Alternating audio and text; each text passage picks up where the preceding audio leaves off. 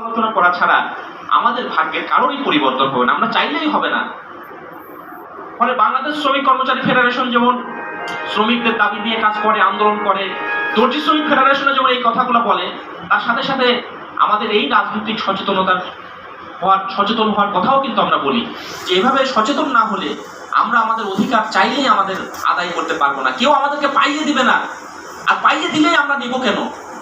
ফলে আরেকটা বিষয়ে আমাদের সচেতন হতে হবে, পাইয়ে দেওয়ার যে রাজনীতি চলেছে, অর্থাৎ তুই আমার সাথে আয়, তোকে চাকরি পাইয়ে দেবো, তোকে অনেক ধরনের লাভ দিয়ে দেবো, তোকে এই দিব, হ্যাঁ তোর অনেক কিছু হবে, বলতে হবে ভাই এর মধ্যে আমরা নাই,